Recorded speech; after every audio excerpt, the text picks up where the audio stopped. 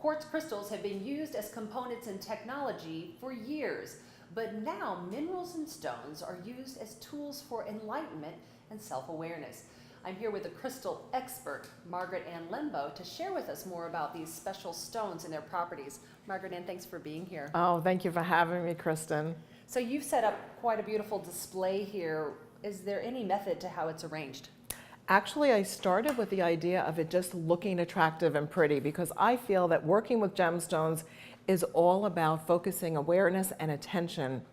And if that attracts somebody and can focus your awareness, then we can create a reality in our world that makes it really simple and fun. So many of us would look at this and say, oh, look at the pretty rocks. And we can use it that way. We can use it very much that I just like this. I just like this crystal and I want to use that crystal. It's matching the intention and creating mindfulness in our lives that create reality. You know, just like the thought leaders of many, many centuries probably even, like Neville, even Paul J. Meyer, you know, success leaders in our industry, in the world, and then we match the color, the intention, and focus positive thought to go with the gemstone. Let's go through some of these beautiful stones and learn more about them. Okay, how about we start with rose quartz? Wonderful. So here's a piece of rose quartz, and rose quartz is a stone that many people are attracted to, especially because it's all about love, kindness, compassion, romance. Everybody wants a beautiful relationship in their lives, and this is a really great stone for helping to attract that, but also to treat yourself the way that you may want somebody else to treat you. And that's important to start with ourselves first. I've heard that this is the stone of self-love. It is. It's beautiful. It is. It's a very favorite of many, many people. Another stone is amethyst. And this one is often used by people because they really want help with transforming and transmuting challenging situations. Let's say a habit, an addiction. So the recovery industry benefits from this very much. It's a beautiful purple color. Isn't it? And you know, even having one of these amethyst clusters somewhere around the home is a constant reminder. That's the idea, is to have the mindfulness to go with it, to remind yourself, that's right, I'm in the process of transforming my reality. Yeah, amethyst, this purple color also is the crown chakra. It is. That's the highest energy connecting us with the divine, so we can align with the divine, and that's even a good thought form to hold. I'm aligning with the divine. Yeah, I love the purple in this. Yes, yes. You know, green aventurine, much like jade, but this is a green aventurine stone, and it's like the good luck gemstone of the gemstone kingdom. The color of money. The color of money, at least our money in the United States, right? Good point. It is, it is. And so that's good luck, good fortune, health, wealth, and happiness. And we all want health, wealth, and happiness, Absolutely. right? You know, in fact, I'd like to share, I'm sure you know this, that the main issues that people are looking toward that they want to heal have to do with they want to feel loved, they want to feel safe, they want money, and good health, always good Absolutely. health. So that's a primary use of many of these gemstones. There are some other gemstones that I'd really like to show you that are very popular. You know, black tourmaline. Many seek out black tourmaline for deflecting negativity, for grounding, for staying focused. You know, a lot of us are scattered because there's so many things to look at, you know, between social media, the list goes on and on. This is a great stone to hold on to. I often use it while I'm writing so that I can stay focused on what I'm doing and not be distracted by emails coming in and who's calling me, etc., and just keeps you on target. So focus and absorbing negative energy.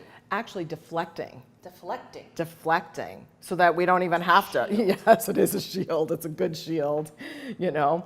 Another one that's similar in that regard is fluorite. Fluorite is, this happens to be a natural octahedron that cleaves naturally in that formation. Fluorite is great for releasing and deflecting electromagnetic energy. So it's a good stone to put by our computers, and also to, again, to keep us focused on tasks, you know, really maintaining and releasing scattered energy. Fluorite. Fluorite. Fluorite. So this stone, lapis lazuli, is very beneficial when we're trying to align with being conscious, to be mindful, to be able to stay in a meditative state even. You know, that's a lot of what all this is about, is to be focused and really maintain an awareness on what we do want versus what we don't want.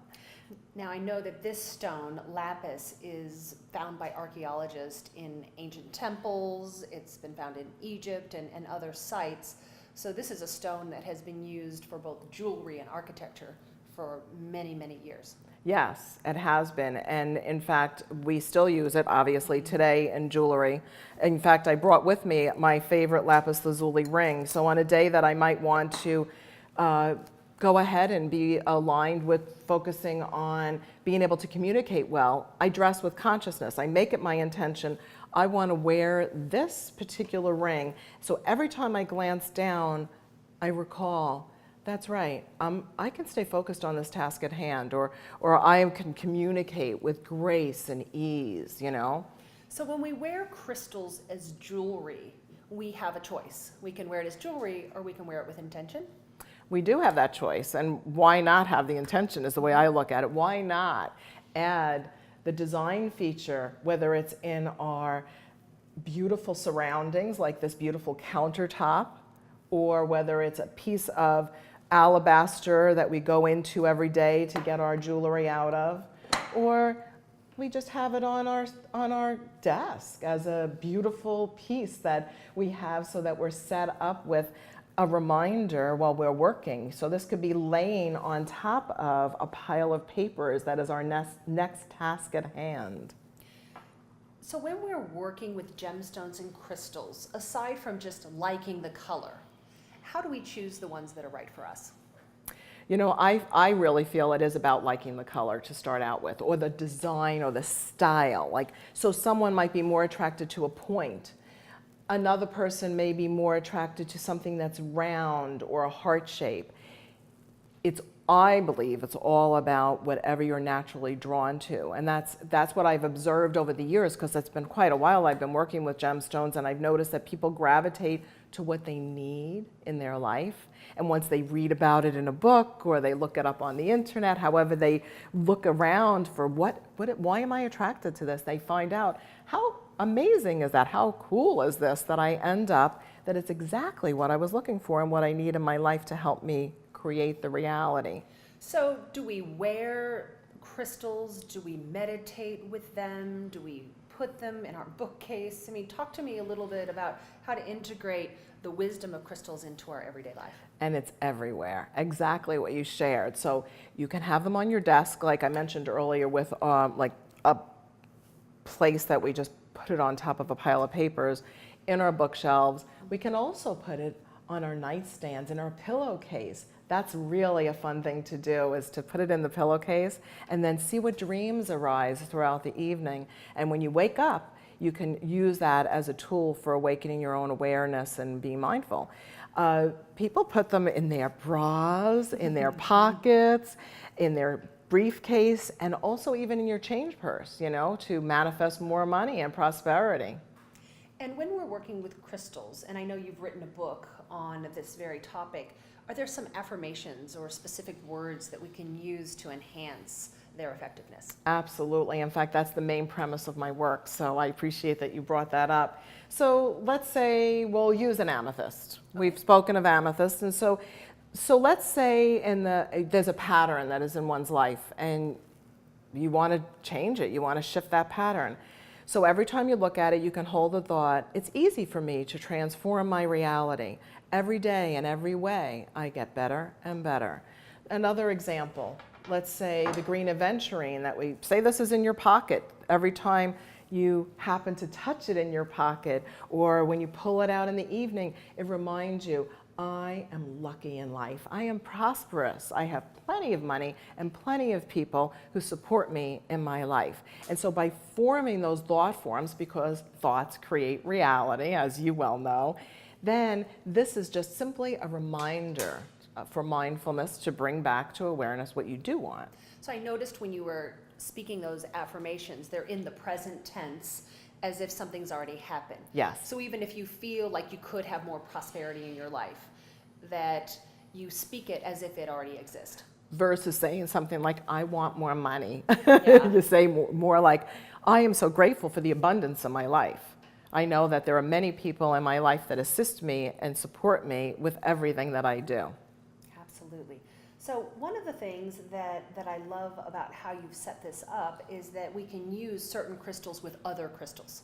So we can create like our own energetic perfume, so to speak. Yes, absolutely. In fact, I create energetic perfumes that are literally with essential oils. But in this case, you can do combinations. And you can either literally put them into water, not to drink them, but to put them into water to create a mist.